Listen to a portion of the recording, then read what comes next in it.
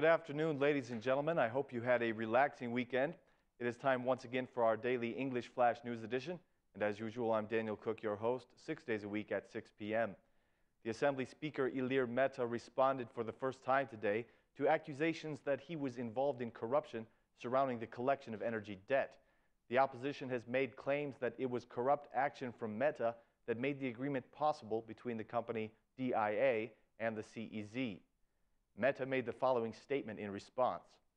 First of all, I want to make it clear to the opposition that I respect their request for my resignation, but they will still have 2 more years to keep asking for my resignation as Assembly Speaker. The company in question used to be a client of the former government. The opposition MPs can ask the former Minister of Finance if they do not remember this.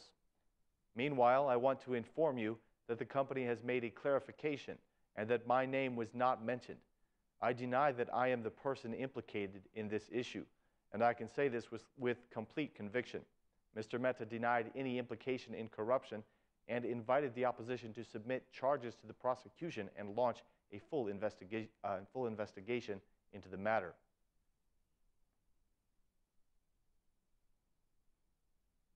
Just a few hours after the Parliament voted in favor of removing Armando Prenga's mandate, the Socialist MP for Leja, MP Ndoka, has resigned from his Parliament seat as well. In an open letter to the Socialist Party group, Ndoka refuted the accusations of the Democratic Party, who say that he had trouble with the Italian police. The letter explained that the accusations refer to an incident in 1991, when he was only 16 years old. He says that an Italian police officer laid a trap for him because he was having a relationship with his brother's former fiancée. The letter from Ndoka reads, I am a man condemned by fate not to be believed. My colleagues, you did not leave me alone when I was brutally attacked, but you do not have to put yourselves in a bad position because of me. I owe it to you and also to all those who are part of the Socialist Party to take my case to the Court of Human Rights, if necessary, and to find justice for my name. Mr. Ndoka announced his resignation as an MP, promising that he will always support the Socialist Party.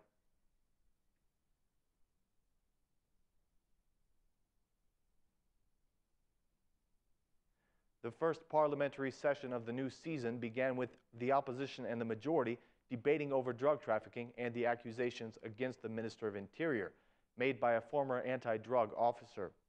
Minister Tahiri gave his side of the story today, saying that the testimony of the former officer was purchased by the Democratic Party.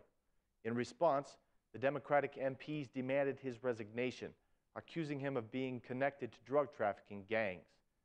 They supported their accusations with the testimony of the former anti-drug chief, Dritan Zagani. The Democrat Ilir Meta had this to say. The Interior Minister has turned Albania into Colombia. Drug planes have occupied Albania during these 2 years, and cocaine networks have been installed.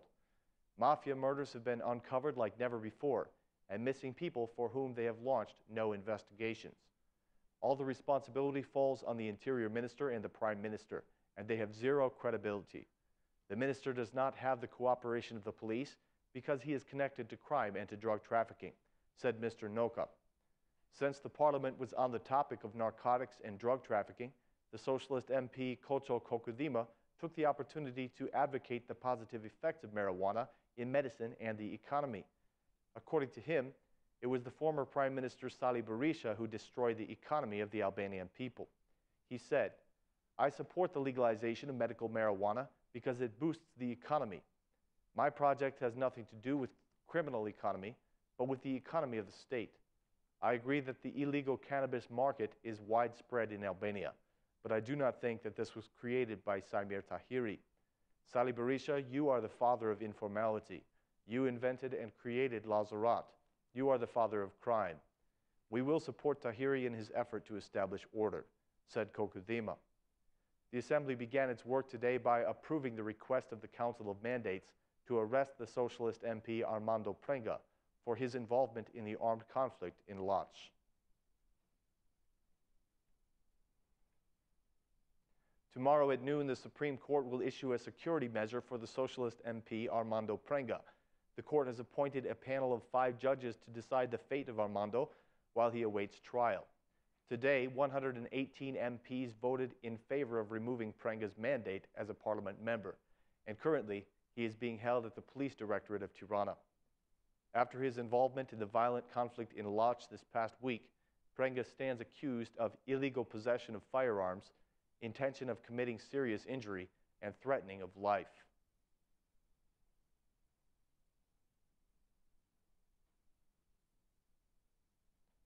The energy operator OCE has begun to repay its debts to the other operators in the energy sector. Last year's government operation in October significantly improved the company's financial standings, allowing them to repay some of their backed up debts. OCE still has a ways to go before they are fully in the black again, and even though they have already paid back 7.5 billion lek this year to the Corporation of Energy, they still owe 46 billion lek to the Albanian Electricity Corporation. In addition to this, they owe 8.5 billion lek to the transmission systems operator. Since the energy operation began 1 year ago, a plan for the repayment of debts in the energy sector has been drafted. They're projecting full repayment by the year 2018, and the Albanian government has made a commitment to the World Bank that this goal will be met.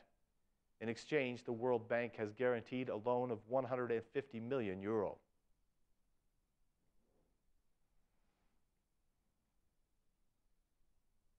Prime Minister Rama continues to turn up the heat on tax evasion in the business sector. During a meeting with business reps today, the Prime Minister presented an escalating plan of measures against informal business. He made the following comments. This is not a fight between the government and the business sector. It is a fight against informality, which has been destroying our economy for 20 years and requires very radical measures. The penalties are absolutely going to get harsher. Businesses that do not issue sales receipts are going to be fined 5 million lek and 100 million lek if they present false inventory numbers, said Prime Minister Rama. He also said that the government is going to regulate and standardize the price of cash registers in order to avoid price abuse now that so many people are being obligated to purchase them. Rama also spoke about the action against keeping employees under the table and praised the Work Inspectorate for their efforts so far. On their part, the business representatives had a great deal of criticism for the informality at Albania's customs points.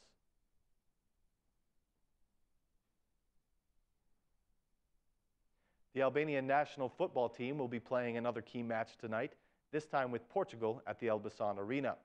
The city of Elbasan has been dressed up in red and black to support the home team. The state police have been hard at work, fortifying the security for the match in order to keep everyone safe. Albania has the opportunity in this match to complete an unlikely double over Portugal and take a huge step toward their first European Championship finals. The red and black have never qualified for the finals in a major tournament, but they have a real shot this time around, having already won more qualifying games than ever before.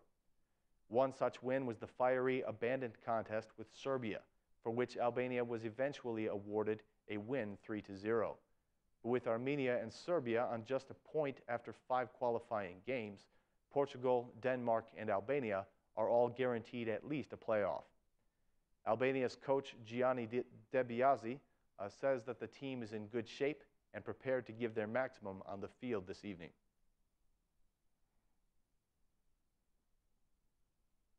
Thank you so much for tuning in, ladies and gentlemen. That concludes our news for tonight.